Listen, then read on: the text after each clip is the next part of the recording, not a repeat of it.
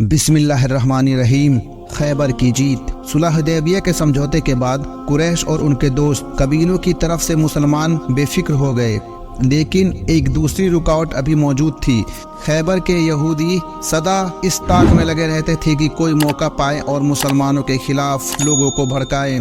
اب آپ نے ان کی اور دھیان دیا اور محرم 7 ہجری 628 عیسوی میں آپ اسلامی فوج کے ساتھ ایک دن صبح ہی وہاں جا پہنچے۔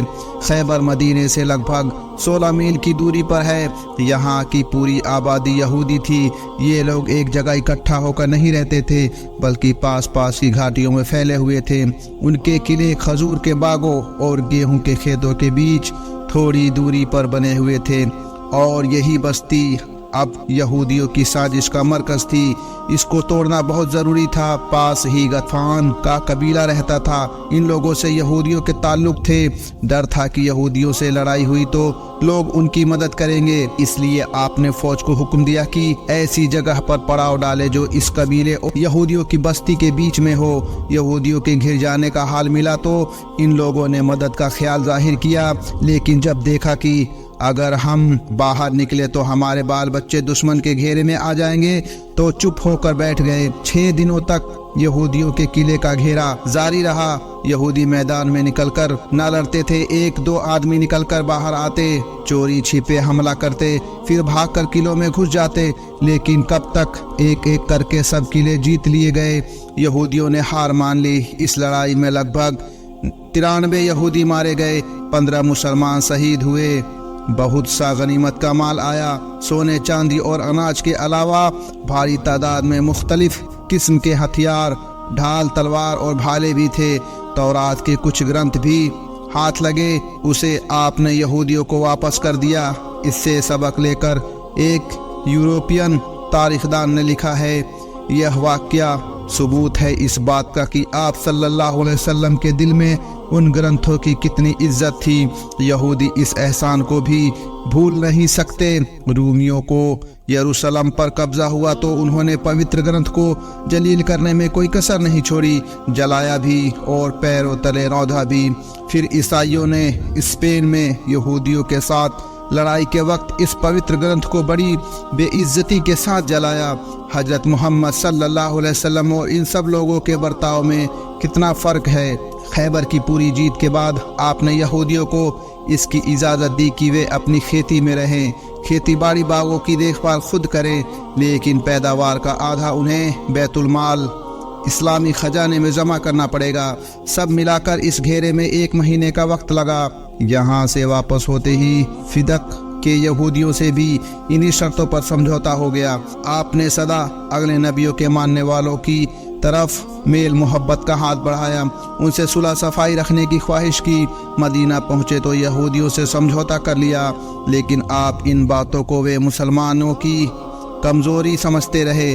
جب بھی موقع ملا کھلم کھلا یا چپکے چپکے انہوں نے گڑبڑی پیدا کرنے میں اپنے بس بھر کوئی کمی نہیں کی۔ ان کو اپنی جائیداد اور طاقت پر بڑا فن تھا۔ ایک بار ان میں سے کسی نے یہاں تک کہہ دیا، ہم لوگ قریش نہیں ہیں، وہ لڑنا کیا جانیں، اگر کبھی ہم سے سامنا ہوا تو پتہ چلے گا کہ بہادر ایسے ہوتے ہیں۔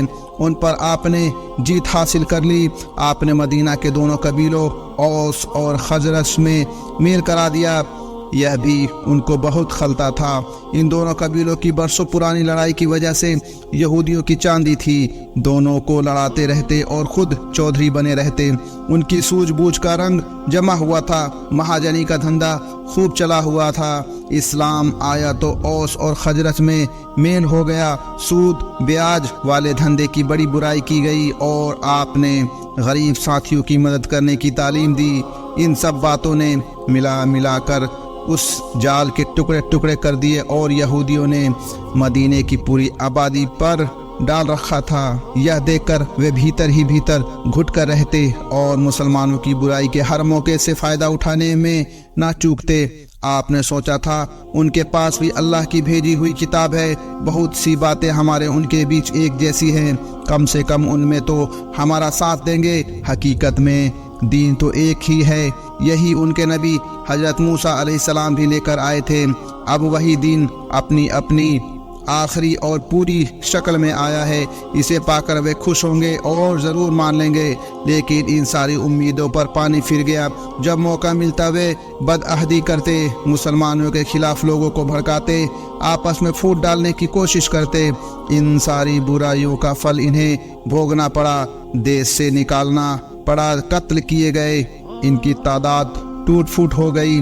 अभी तक आपके चचेरे भाई जाफर बिन अबी तालिब हबशा ही में थे। उनके साथ कुछ और मुसलमान भी थे, लगभग 15-16 रहे होंगे। उसी वक्त वे लोग आपस आए। नज्जासी ने उनको बड़े इंतज़ाम और आसानी से भेजा।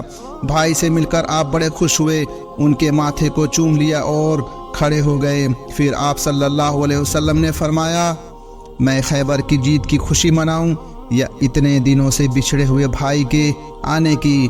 तुम शक्ल और किरदार दोनों में मुझसे मिलते जुलते हो। मामूली तारीफ ना थी। हजरत जाफर जितना खुश होते कम था।